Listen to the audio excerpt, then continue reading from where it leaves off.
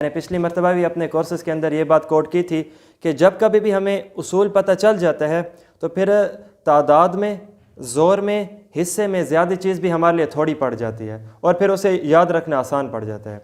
और अगर हम उसूल ना जानें तो फिर उसके बाद हमारे लिए थोड़ी चीज़ भी ज़्यादा मुश्किल होगी।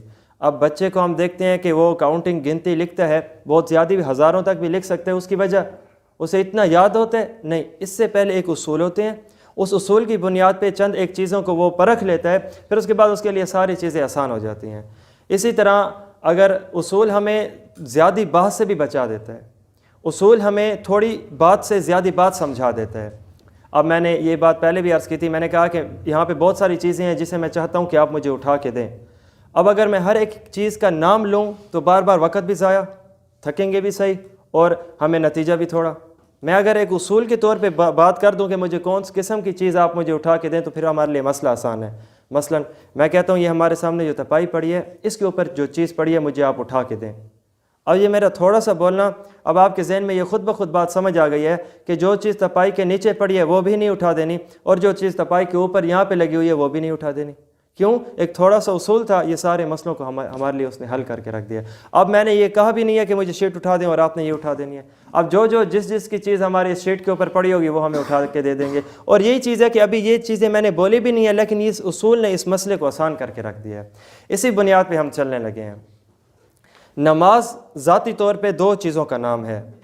नंबर एक, मुँह से कुछ पढ़ना, मसलन अल्लाहु अकबर, सुबहानक अल्लाहुम्मा व बिहम्दिका व तबारक अस्मुका, अल्हम्दुलिल्लाहि रब्बिल आलमीन, कुल हुवल्लाहु अहद, सुबहान रब्बियल अज़ीम, सुबहान रब्बियल आला, वो अस्सलामु अलैकुम व रहमतुल्लाह तक। ये है नमाज में कुछ पढ़ना। दूसरी चीज़ है नमाज के अंदर कुछ करना, मसलन हमारा यूँ हाथ कानों तक ले जाना, फिर उसके बाद इसे नाफ के नीचे बांधना, फिर उसके बाद थोड़ा सा झुकना, फिर खड़े होना। तो पता चला हमारी नमाज दो हिस्सों में तकसीम है। नमाज इन दो चीज़ों को कहते हैं। नंबर एक, ज़बान से कुछ पढ़ना जैसे कि सुबहानक अल्लाहुम्मा, और इसी तरह कुछ करना जैसे कि उठना, बैठना और झुकना। ये दो चीज़ें मिलाएंगे तो यही चीज़ हमारी नमाज है। इन नमाज़ों में तीन किस्म की अच्छी बातें हैं, उनको अगर हम ले लेंगे, उनमें सबसे पहला है फ़राइज़, दूसरा है वाजिबात, तीसरा है मुस्तहबात। ये तीन चीज़ें हैं।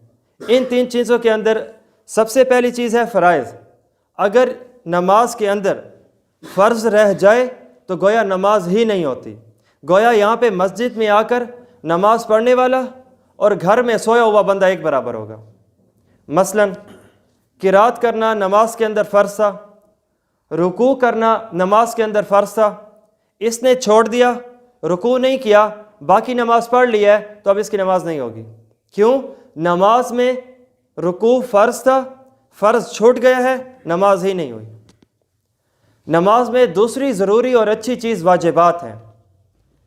अगर वाजिब चीज़ रह जाए फिर इससे सजदा साव होगा। आखिर में हमने सजदा साव कर लिया तो हमारी नमाज हो जाएगी, और अगर हमने सजदा साव ना किया तो नमाज नहीं होगी।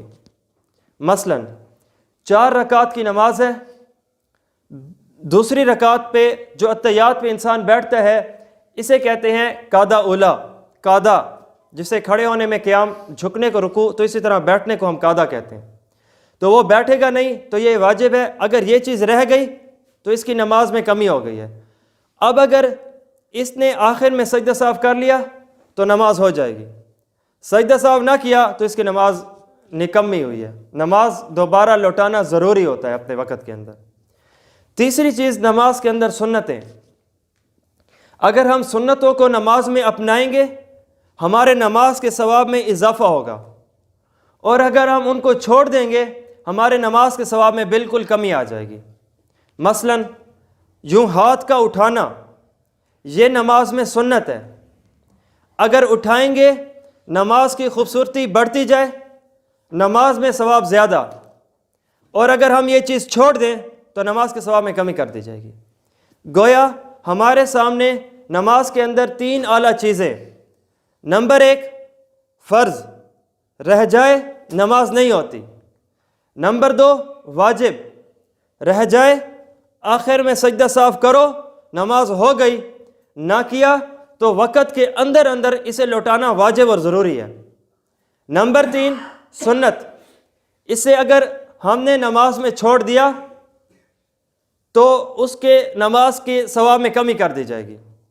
اب یہ بہت سارے مسائلوں کے رجسٹر ہم نے اپنے اندر اتار لیے ہیں، وہ میں آپ کو محسوس کراتا ہوں کیسے۔ نماز ایک اسپیسیفک ایک حالت، ایک کچھ پڑھنے کا نام ہے۔ اب یا تو اس میں کچھ کمی ہوگی، کچھ کرنا چاہیے تھا اور نہیں کیا، یا تو کچھ چھوڑنا چاہیے تھا اور یہ کر بیٹھا ہے۔ اب اگر اس عالم میں یہ معاملہ ہو جائے، ذہن میں دوڑاؤ کیا چیز رہی ہے؟ اگر تو فرض رہا ہے نماز ہی نہیں ہوئی، اگر واجب رہا ہے سجدہ سہو سے معاملہ حل، اور اگر سنت رہی ہے نماز کے ثواب میں تو کمی ہو گئی ہے لیکن نماز ہو گئی ہے، بہتر یہ ہے کہ آئندہ ایسی چیز نہ ہو، آئندہ دوبارہ سنت نہ چھوٹے۔ اگر ہم ان چیزوں کو سمجھ چکے ہیں، ہمارے نماز کے کافی مسئلے حل ہو چکے ہیں۔ نماز دو چیزوں کا نام، کچھ پڑھنا، کچھ کرنا۔ نماز میں تین چیزیں ضروری، فرائض، واجبات، سنتیں۔ فرض رہ جائے نماز نہیں ہوئی، واجب رہ جائے سجدہ سہو سے نماز ہو گئی، اگر نہ کیا وقت کے اندر لوٹانا واجب۔ اسی طرح سنت رہ گئے تو سنت کے رہنے پر ثواب میں کمی کر دی گئی اور نماز ہو گئی۔ یہ چیزیں ہیں ہمارے لیے۔ اور اس کے اندر یہ بات، واجب جب رہ جائے، واجب کے رہنے کی دو باتیں ہیں، یا تو اس بندے نے جان بوجھ کے واجب چھوڑا ہے، مثلا رکوع کے بعد اٹھنا تھا، اور جس میں ہم سمیع اللہ لمن حمیدہ کہتے ہیں، اس کام کو قوما کہتے ہیں، اس نے قوما نہیں کیا اور جان بوجھ کے چھوڑ دیا۔ اگر تو واجب جان بوجھ کے چھوڑا ہے پھر تو یہ فرض کی طرح ہے، پھر اس کی نماز نہیں ہوئی، پھر سجدہ سہو سے اس کا تدارک نہیں ہوگا، پھر سجدہ سہو سے اس کی کمی پوری نہیں ہوگی۔ اور اگر بھولے سے ایسا ہوا ہے تو پھر اس کے بعد اس کی کمی ہمارے سجدہ سہو سے معاملہ حل ہو جائے گا اور وہ کمی پوری کر دی جائے گی۔ یہ تین چیزیں پرسنلی طور پہ ہمارے سامنے۔ اب ہم ان فرائض کو، ان واجبات کو، ان سنتوں کو جان لیں، ہمارا مسئلہ حل ہو جائے گا۔ انہی چیزوں کو یاد رکھ لیں، انشاءاللہ پھر ہمارے لیے نمازوں کے بہت سارے مسائل ان چھوٹے اصولوں نے آ کے بہت بڑی چیز کو ایک کمپریس کر کے چھوٹا کر کے ہمارے ہاتھ میں دے دیا ہے۔ نماز کے اندر دو قسم کی، اب ہم فرائض کی طرف چلنے لگے ہیں۔ نماز کے اندر دو قسم کی ضروری چیزیں ہوتی ہیں۔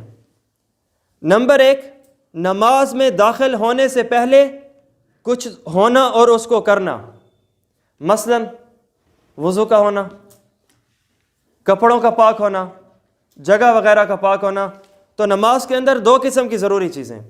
نمبر ایک، نماز میں آنے سے پہلے کچھ چیزیں ضروری ہیں کہ جن کا ہونا ضروری ہے، اور چند ایک چیزیں ایسی ہیں جو نماز کے اندر فرض ہونے کے اعتبار سے ضروری ہیں۔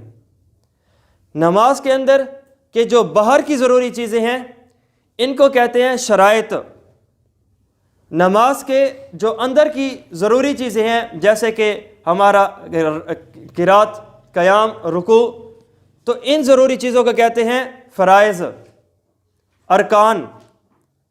اندر کی ضروری چیزوں کو ارکان کہتے ہیں، اور باہر کی ضروری چیزیں، نماز کے اندر کی ضروری چیزیں، ان دونوں کو ملاؤ تو ان کو کہتے ہیں فرائض۔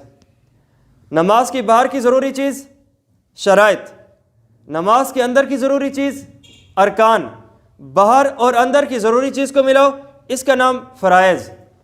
وہ فرائض کون سے ہیں، وہ واجبات کون سے ہیں، وہ سنتیں کون سی ہیں، جان لیں گے مسئلے حل۔ سب سے پہلے اب ہم نماز کی شرائط کی طرف جانے لگے ہیں۔ نماز کی وہ ضروری چیزیں کہ جو نماز کے اندر آنے سے پہلے ان کا ہونا ضروری ہے۔ یہ جو میں بتا رہا ہوں اس کو یاد رکھنے کا بھی بڑا بہترین انداز ہے، بہت آسان طریقہ ہے۔ جو چیز بتاتا جاؤں گا وہی ترتیب بنتی جائے گی، یوں ترتیب کے ساتھ اگر ہم چلیں گے ہمارے لیے معاملہ آسان ہوگا۔ نمبر ایک، ہمارے پاؤں زمین پہ ہوتے ہیں، جگہ پہ ہوتے ہیں، تو اس جگہ کا پاک ہونا۔ نمبر دو، اس زمین پہ ہمارا جسم ہوتا ہے، جسم کا پاک ہونا۔ نمبر تین، ہمارے جسم پہ کپڑے ہوتے ہیں، ان کپڑوں کا پورا ہونا، کپڑوں کا صاف اور پاک ہونا۔ نمبر چار، ان کپڑوں کا سائز۔ کپڑوں کے سائز کا مطلب یہ، انسان ایز اے مسلمان، ایز اے انسان، جسم کا ایک حصہ ایسا ہے کہ جسے چھپانا ضروری ہے۔ ناف سے لے کر گھٹنے تک، اسے 24 گھنٹے ہر وقت چھپانا اسے ضروری ہے۔ اس چھپے ہوئے کو کہتے ہیں سطر۔ اس سطر کا ڈھکا ہوا ضروری ہے، عام طور پہ بھی ضروری ہے، نماز سے باہر بھی ہوں تو ضروری ہے، اور نماز کے اندر بھی ہوں تب بھی ضروری ہے۔ اسے کہتے ہیں سطر، سطر کا ڈھکا ہوا ہونا۔ اور یہ جو سطر ہے ناف سے لے کر گھٹنے تک کا، اس کا معاملہ یہ کہ ناف جہاں سے ختم ہو رہی ہے وہاں سے جہاں پہ گھٹنا ختم ہو رہا ہے وہاں تک سطر کہلاتا ہے۔ اب ایک دوست سے بات ہوئی تھی، کہا ہمارے سطر کے اندر ناف داخل ہے یا نہیں، گھٹنا داخل ہے یا نہیں، کیونکہ حدیث پاک میں تو آتا ہے، آقا علیہ الصلوۃ والسلام ارشاد فرماتے ہیں ناف سے لے کر گھٹنے تک کا معاملہ ہمارے سطر کے اندر آتا ہے۔ تو اب کیا اوپر سے ناف اور نیچے سے گھٹنا اس کے اندر ملائیں گے یا نہیں؟ تو اس کو دوست کو میں نے یہ کہا تھا کہ ناف داخل نہیں ہے، اوپر کی چیز داخل نہیں ہے، نیچے کی چیز گھٹنا داخل ہے۔ اور اس کے اندر آقا علیہ الصلوۃ والسلام کے ایک دوسری طرف بھی ارشاد، ایک اشارے کے طور پر، کہ الرکبۃ من العورہ، یہ جو گھٹنا ہے یہ بھی سطر کے اندر داخل ہے۔ تو یہ چیز داخل ہے اور جو چیز نہیں فرمائی تو وہ چیز داخل نہیں ہے۔ تو سطر وہاں سے شروع جہاں سے ناف ختم ہو رہی ہے، اور وہاں پہ ختم جہاں پہ گھٹنا ختم ہو رہا ہے۔ ناف کے ختم سے گھٹنے کے ختم تک ہمارا سطر ہے، اس چیز کا ڈھکا ہوا ہونا ضروری ہے۔ اسی طرح نیت کرنا ضروری ہے۔ نماز کے اندر کی، نماز کے باہر کی حالت کے درمیان میں فرق کرنے والی چیز نیت ہے۔ جب ہم نیت کریں گے تو اس کے اندر داخل ہو جائیں گے۔ اب یہاں پہ بھی ایک بات ہے، شریعت کے اندر چند ایک مسئلے ایسے ہیں جن کے اندر نیتوں کو ہونا ضروری ہے، چند ایک مسائل ایسے ہیں جس کے اندر نیت نہ بھی ہو تو کام ہو جائے گا، گولی کی طرح ہے، چل گئی بس چل گئی۔ نماز ہے، اس کے اندر نیت کا ہونا ضروری ہے، لیکن اس سے پہلا وضو، اس کے اندر نیت نہ بھی ہو تو کوئی مسئلہ نہیں، نماز وضو ہو جائے گا۔ ہاں اس کی سنت ہے، بہتر ہے کہ انسان نیت کر لے۔ یہی ایک مسئلہ تھا، ہم مدرسے میں بیٹھے تھے، میں دارالفتاح میں بیٹھا تھا، تو وہاں پہ ایک بندہ آیا، پریشان آیا، کہ جناب ایسے ایسے معاملہ ہے، تو کیا میری بیوی کو طلاق ہو گئی ہے؟ میں نے ایسے ایسے الفاظ بولے، تو کہا گیا کہ جی طلاق تو ہو گئی۔ کہا اصل میں نہیں، میری نیت نہیں تھی۔ تو اسے سمجھاتے ہوئے کافی ٹائم لگ گیا تھا ساجی کا۔ تو وہاں پہ اب بات یہاں پہ کھل کے یہ بات آئی کہ شریعت کے اندر دو قسم کے کام ہیں۔ نمبر ایک وہ کہ جس کے اندر نیت کا ہونا ضروری ہے، اگر نیت کریں گے تو ہوگی، نیت نہیں کریں گے تو نہیں ہوگی، جیسے کہ نماز۔ اور چند ایک مسائل ایسے ہیں کہ جس کے اندر اگر ہم نیت نہ بھی کریں تو کم از کم اس کام کا وجود ہو جائے گا۔ اور یہ جو طلاق کا معاملہ ہے، اسی طرح نکاح کا بھی معاملہ، یہ ایک ایسا معاملہ ہے کہ اس کے اندر اگر نیت نہ بھی ہو، مذاق میں ہو، حدیث پاک میں آتا ہے، یہ ہماری طرف سے بات نہیں ہے۔ آقا علیہ السلام فرماتے ہیں تین چیزیں ہیں، ان کا سنجیدہ پن بھی سنجیدہ ہے اور مذاق بھی سنجیدہ ہے۔ نمبر ایک نکاح، نمبر دو طلاق، نمبر تین اطاق۔ اطاق کی سمجھ نہیں آئے گی، اسے اپنے معاملے اسے کبھی اپنے وقت پہ کھول لیں گے۔ تو یہ چیز ہے، نماز کے اندر نیت کا ہونا ضروری ہے، نیت ہوگی تو نماز کے اندر داخل، اگر نیت نہیں ہوگی تو نماز ہماری نہیں ہوگی۔ اسی کے ساتھ اگلا سٹیپ استقبال قبلہ، ہمارا یہ جو پورا کا پورا جسم ہے یہ قبلہ کی طرف ہو، قبلہ کی طرف اگر ہمارا رجحان ہوا، قبلہ کی طرف ہمارا منہ ہوا، پورا کا پورا وجود ہوا تو ہماری نماز ہوگی، ورنہ نہیں۔ یہ بھی نماز کے ضروریات میں سے ہے، ہوا تو ٹھیک، نہیں تو پھر نہیں۔ اور اس سے اگلا وقت کا ہونا، وقت کے ہونے کا مطلب یہ ہے کہ جو کل ہم نے وقت کے اوپر بحث کی تھی کہ کس وقت نماز پڑھیں گے تو ہو جائے گی۔ اب مثلا ہماری ظہر کا وقت ہے، 1 بجے سے شروع ہو کر مثال کے طور پہ 3 بجے ختم ہو رہا ہے، کوئی بندہ 1 سے پہلے نماز پڑھ لے گا تو اس کی نماز نہیں ہوگی۔ جس طرح نیت کے نہ ہونے پر نماز نہیں ہوتی، اسی طرح وقت کے نہ ہونے پر نماز پڑھ لے تو اس کی نماز نہیں ہوتی۔ یہ ایک ایسی چیزیں تھی کہ جن کا نماز سے پہلے ہونا ضروری ہے، یہ چیزیں ہوئی تو ٹھیک ہے، نہیں ہوئی تو نماز نہیں ہوئی۔ اب یہ چیزیں اتنی جاننے کے بعد اب یہاں پہ ایک چھوٹا سا کوسچن، اگر ایک بندے نے نماز کے اندر آیا کپڑے ٹوٹلی ناپاک، تو کیا اس کی نماز ہوئی یا نہ ہوئی؟ نہیں ہوئی۔ اب دیکھیں یہ میں نے آپ کو بات بتائی بھی نہیں ہے، الٹا میں نے ایز اے کوسچن کیا ہے اور آپ کے یہاں سے نہیں نکلی۔ کیوں؟ کیونکہ آپ نے اس سوال کو اصول پہ فٹ کیا ہے، اصول نے خود بخود ہمیں رپلائی کیا ہے جواب، کیلکولیٹر کی طرح 4 اور 4 وہ جواب خود دیتا ہے۔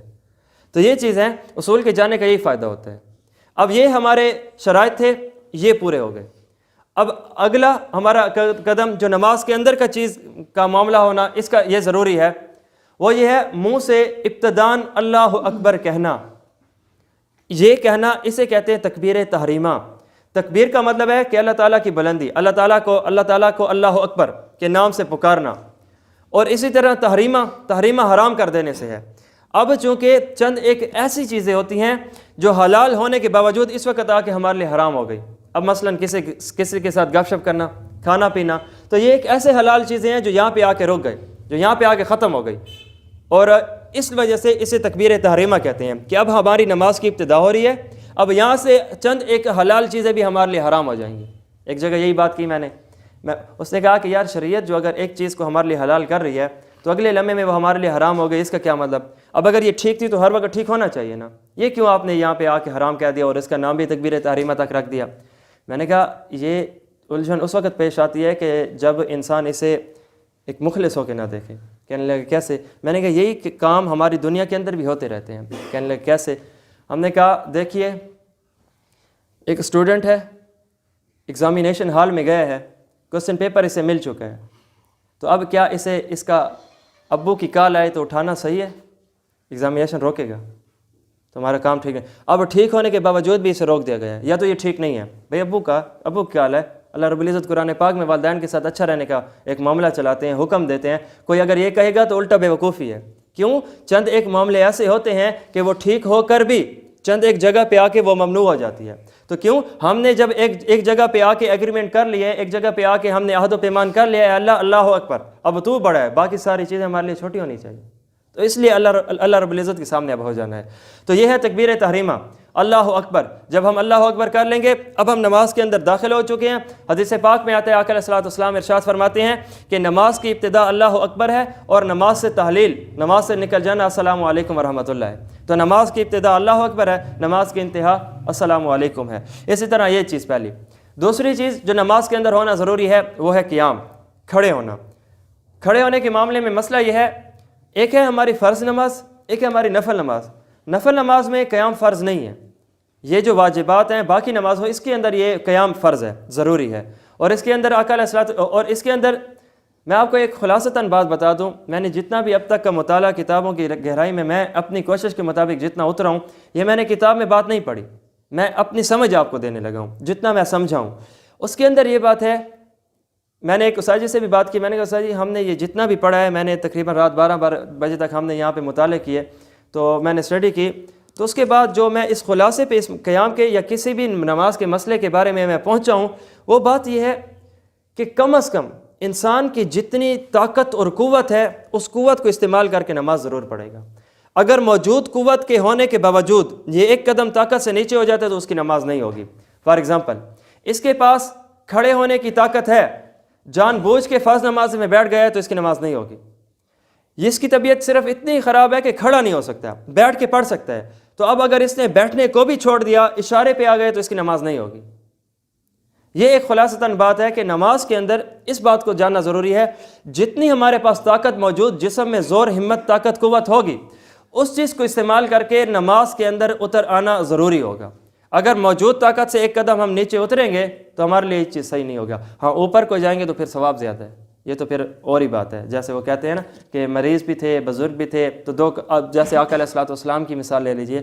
ایام مرض میں آقا علیہ الصلوۃ والسلام صحابہ کرام کے کندھوں سے یوں زور پیروں میں نہیں تھا، یہ کندھے مبارک تھے، یہ بازو مبارک تھے جو صحابی کے کندھے کے اوپر زور دے کے یوں گھسٹ کے تشریف لا رہے تھے، لیکن تشریف لا رہے تھے. تو موجود طاقت سے اضافی معاملہ تو الگ بات ہے، یہ تو افضل ہے، یہ تو بہتر ہے ثواب میں بھی. لیکن اگر موجود طاقت سے نیچے اتر آئیں گے تو پھر یہ چیز ٹھیک نہیں ہے.